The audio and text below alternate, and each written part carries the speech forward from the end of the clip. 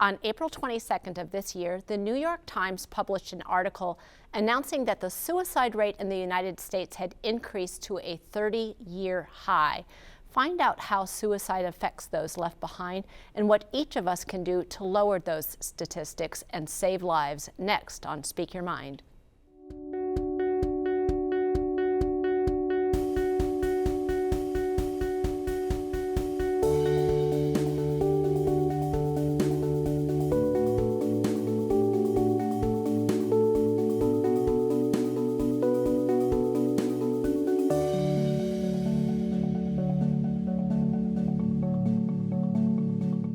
Welcome to Speak Your Mind. I'm Dr. Carolyn Phelps, licensed psychologist with the Human Development Center.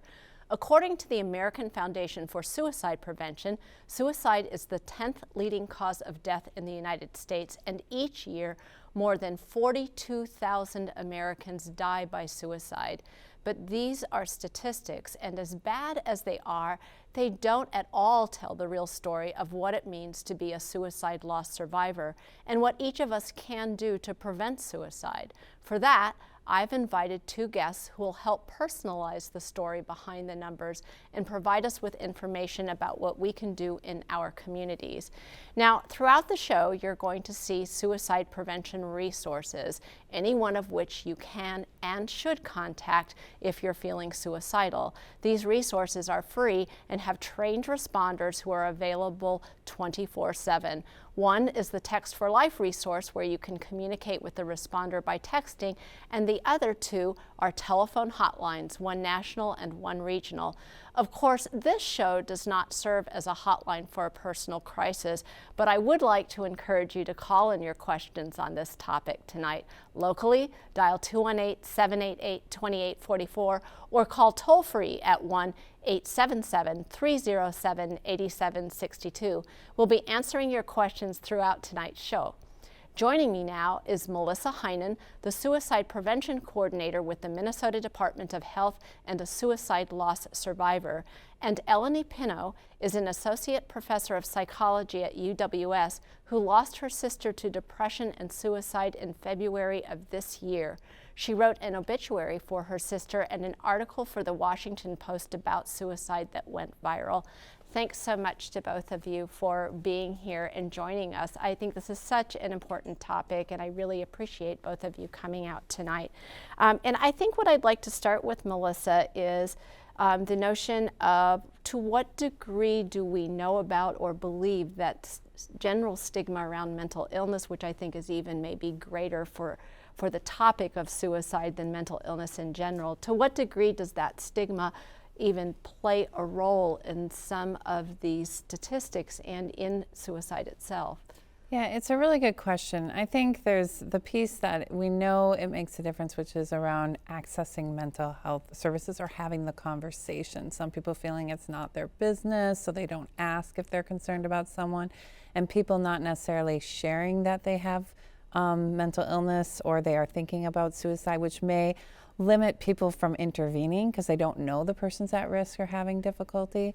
And it seems to vary by cultures and by gender and by age. So it does make a difference as far as accessing services, I think.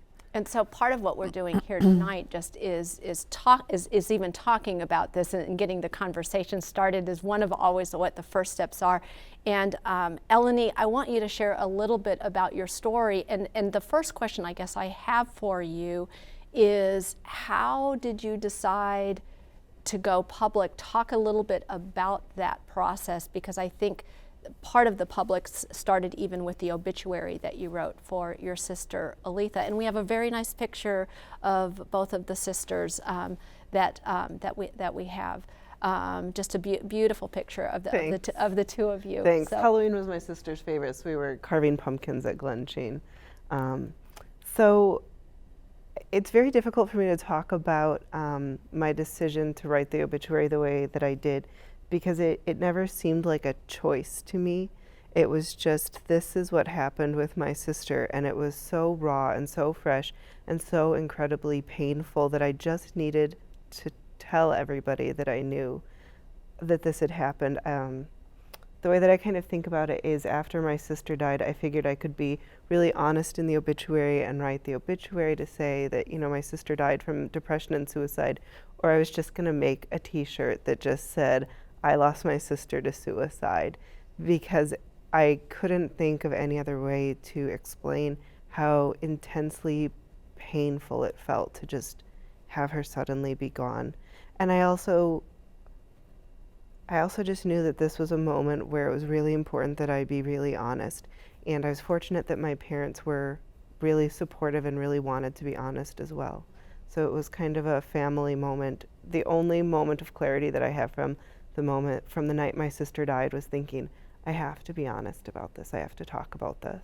And your family was supportive, and so that wasn't a controversial thing in your family, as it may have been in some other families then. Yes, it can be difficult. It can be difficult when there's differences among the family members as far as how public they want to be. Schools struggle with this often when, you know, they may want to have it acknowledged that there was a suicide death, or a community does. But if we really want to honor the family's, you know, request as far as how we address this, and we're seeing more people willing and wanting to make it clear that the death was by suicide. So that's changing, I think. So, in fact, what do we even think happens when somebody like Eleni is brave enough to write this in an obituary, very clearly stated, uses the words, which is what I think that's what I loved most about this. There was absolutely no beating around the bush. I imagine, just even when I was reading this myself, that this gave permission to other people down the road to do the same kind of acknowledgement if they so choose to do so.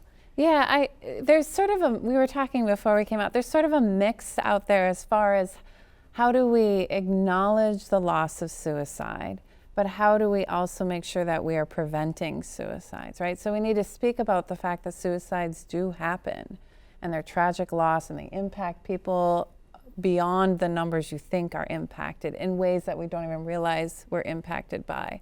But they also impact people in an unintended consequence, in that if you are someone who's thinking about suicide, if we normalize that suicide's happening and that it's an option, and that can actually result in an unintended consequence. Now, an obituary is a different thing, I think. That's a place where we're acknowledging our families and their meaning, and we want to share their story, right? But it is sort of a balance, you know, as far as how do we communicate that suicide happens without making it seem like everyone's thinking about it and doing it, because most people don't die by suicide that think about dying by suicide. So it's a nuance that we don't have mastered yet, and I think it's important to have conversations just like this so people understand that there's different meanings and different reasons and different times to acknowledge suicide. Does that make sense, kind of the? Absolutely, and what would you add to that? For me, the thing that shocked me the most was after the obituary came out, within about 36 hours, I'd gotten emails from 3 separate students who had also lost a sibling to suicide, and I started getting emails very shortly after the Washington Post stuff and everything. And I think that sometimes the benefit to those obituaries and where you are actually naming suicide, I think the real benefit of that is for the people that are left behind, because I was convinced that I was the only one. I knew of one other friend who'd lost a sibling to suicide, and so I figured, you know, this is just going to be me on my own. And I got over 400 emails, and then about that many in Facebook messages too, from people I didn't know, that I'd never heard of before, just, you know, sometimes sending me pictures of their loved ones that they'd lost, or talking about how their family wouldn't talk about it and now they don't know how to cope. So sort of the unintended thing for me has been, my friend who had lost her brother to suicide talked about being a member of the worst club ever. And I had no idea how far that club reached until after we were public with it. And I had no idea how much survivors of suicide wanted to talk about it and had felt that they couldn't. I think when we hear that number of 42,000 die by suicide, now we have to multiply that number by another big number about the survivors who are left behind. when we're talking about both family and friends of the person, who loved and cared about them. Let's talk a little bit about this notion of prevention, because I want to be sensitive to the fact that for some people that word prevention of suicide, that we're not intending that to mean that somehow Eleni didn't do her job in saving her sister, or that it was her job to save her sister. So we're not intending at all to shame or to induce guilt, and in fact a lot of people feel shame and guilt afterwards, that I would call maybe unearned shame and guilt. But talk a little bit about that part. Yeah, so a big piece about to have truly effective suicide prevention, there's two pieces to it. One, it has to happen before we even have people suicidal. We need to have programs in place where people feel like they are supported, that they are able to make nurturing, connected relationships, that we have authentic relationships in our school, that we're allowing people paid leave when they need to take care of a loved one, that they're able to balance those sorts of things, that we have communities where you feel safe and acknowledged, and all that sort of mental health promotion stuff. That's good and foundational. We need people who have access to mental health services, so that they are getting adequate treatment, that they're getting their medication, that they're taking the right medication, the amount they need, all of those pieces, right? So sometimes suicide prevention, to be effective, doesn't even have the word suicide in it. It might be late start to schools, allowing kids and young adults to get adequate night's sleep so that they are able to take what life throws them throughout the day without having it be overly emotional or feeling those sorts of things. It's having the ability to use the words to describe your emotions when you're a 5-year-old. That's, like I'm feeling anxious, or those sorts of things. Those are powerful, empowering things that are suicide prevention. That doesn't mean that everyone who we build this perfect environment is not going to have potentially thoughts of suicide. That's where we really need good intervention services, people accessing those crisis numbers that you provided, feeling open enough to access those. It's a piece where we give people the tools to say, you seem really down lately and not like yourself, and I'm concerned. Is there something that's going on in your life? And if someone shares their concerns, feeling comfortable enough and blunt enough to say, have you ever thought of killing yourself? Are you going to harm would you harm yourself? And feeling like you can ask that question and then refer them and get them services. So all of those things do not rely on one person. And no one person is going to be able to save everyone, right? And no one person necessarily is going to be able to save someone. But we do know that sometimes it does make a difference. We have communities where someone maybe jumping from wanting to, contemplate jump from a bridge. But if you ask the right question and you get them to sort of step down, that doesn't mean they haven't thought of killing themselves again, but that gave you a window of time to get them into treatment and get them to feel hope and not feel hopeless. So it's not just one action, it's a sort of multifaceted, right? But everyone can play a different role. You don't always have to be the person who's intervening when someone's in crisis. You can be the person who is walking down the street and gets to know their neighbors and has a sense of community and has a background barbecue. All those things are additive, right? And that's suicide prevention. I think that's a really important point, that this notion of social connectedness that just has to be about saying hello to people and getting to know people, and how meaningful that can be for people who either are isolated or feel a sense of isolation. What would you like to add to that, Eleni? I think that was pretty comprehensive. What? I really think that the idea of of normalizing talking about mental health from a young age is really critical, because it's unlikely that a child will grow up with seeing no instances of depression or anxiety disorders. If you think about the sheer number of women that are affected by postpartum depression, well, how are we talking about that with the other siblings and that kind of stuff? So I think this idea that we have to teach kids that language of this is how I'm feeling and this is how I can recognize it. And so that having the conversation and starting any kind of conversation is good. Having a specific conversation with a person even better if the time is appropriate to do so. You know, there is a myth out there that if you talk to somebody about suicide, that puts the idea in somebody's head. Talk to us a little bit about that, Melissa. That just has not been shown to be true. I mean, most people don't want to die. They just are ambivalent about how to move forward, or they're in such pain they don't see a way out. They're feeling hopeless. I mean, that asking someone if they want to harm themselves, if they want to kill themselves, it doesn't make them then go, oh, what a great idea. What it does go is it opens the door for them to talk about something they don't want to talk about. I mean, think about, there's things we all walk around and we feel, but you're waiting for someone to open the door. You just don't drop it on the table. You don't go, oh, hi, thank you for bringing me to your show. Did you know I want to kill? I mean, how do you know? But if you had asked, you know, and we had a relationship, you just, relieved this huge weight of even bringing that up, right?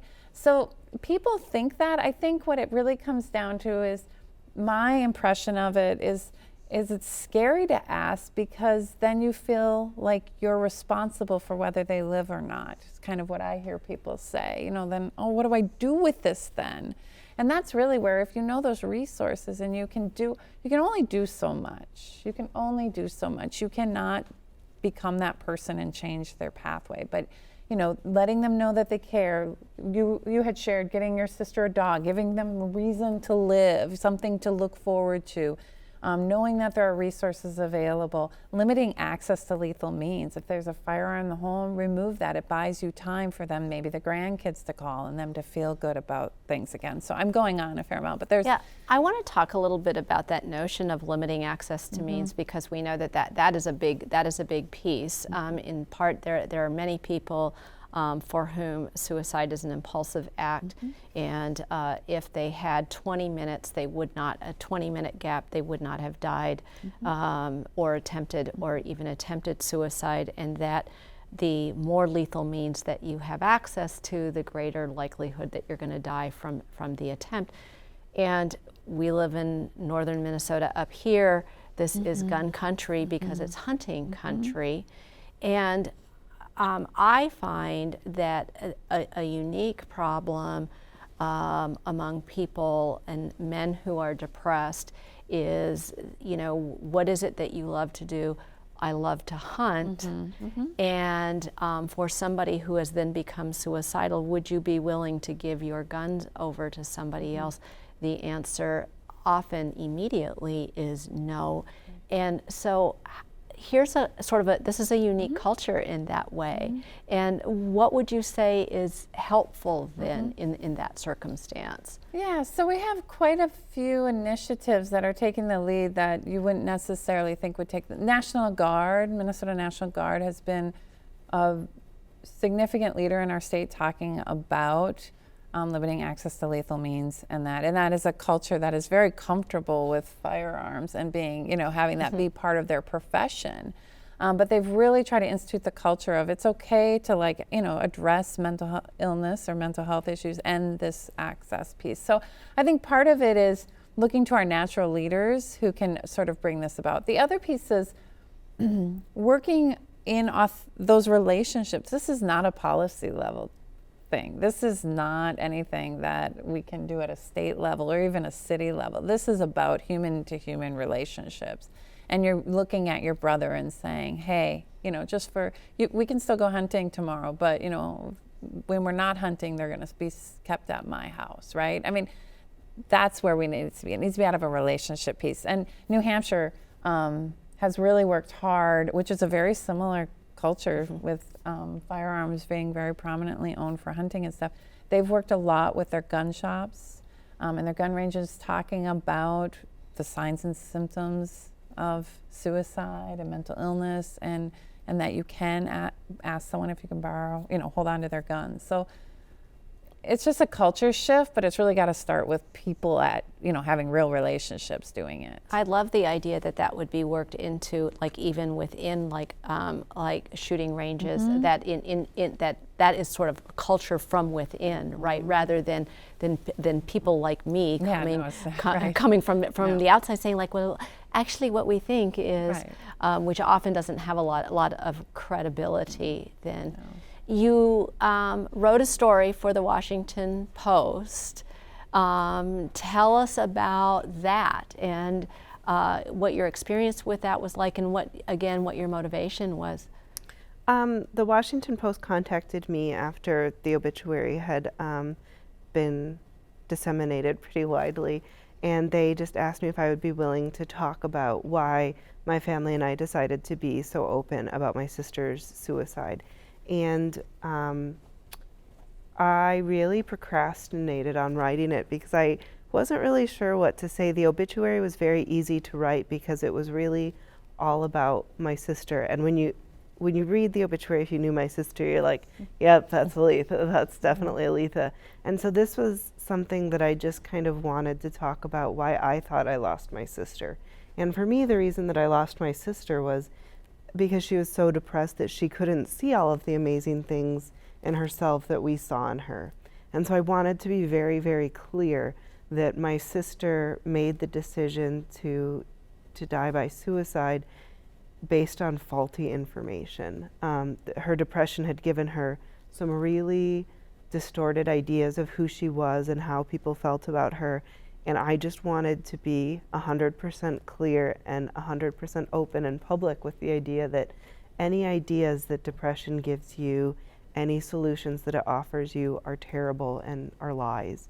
And that was sort of the way that I felt, was I have to be really honest, and my honesty is a reaction to the constant untruth that you see with depression.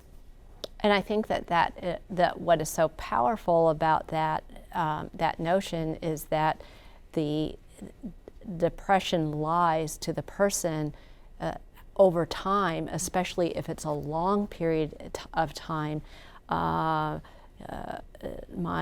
My Baptist father-in-law says the devil mixes the lies and the truth till you can't tell the difference between the two. But that's kind of the way depression works as well, right? That not being able to hear what the truth is about you.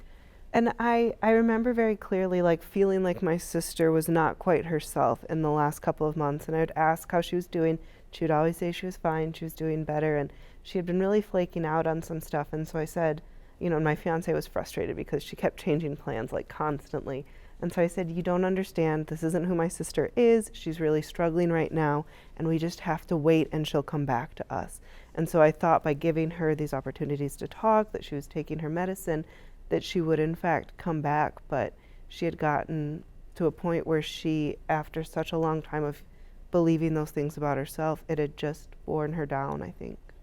And so I just wanted to be very, very clear that those are not true statements. The true statement is, that my sister was loved and she was smart and she was funny and she mattered and she didn't see it. And to build on top of that, which I feel like is really is a message of hope, and we're at the end of the show, what is your final message of hope for our viewing audience? A message of hope is that, we need to feel safe and comfortable starting in our households and moving forward. So whatever you can do to acknowledge someone else and let them know that you think they are important, they bring meaning to you, if those things add up, those things make a difference. So that's it. I think that that's a wonderful message of hope. And I appreciate your tuning in tonight and listening to our guests. The real chance that we have in decreasing the rate of suicide and decreasing the statistics is coming together as a community. And so this is an opportunity that exists not just in me, who is a treatment provider, but in all of us. All of us have a chance to matter in somebody else's life. And so here's a practical thing that you can do. On November 16th, up at the Birch Tree Center at 10, 1, and 3 p.m., they will be offering the mental health version of CPR called QPR. So here's a practical thing that you can do is go up there and get some training. This training is all about how to question, persuade, and refer somebody for help if they are feeling suicidal, about how to have those conversations that Melissa was talking to us about. Thanks so much for joining the discussion tonight, and don't forget to visit us on the web at speakyourmindonline.org, where you can find a schedule of our topics and resource links. Join us next week when we'll be talking about DBT, dialectical behavior therapy, and how it's transforming lives. I'm Dr. Carolyn Phelps. Thanks for watching, and good night.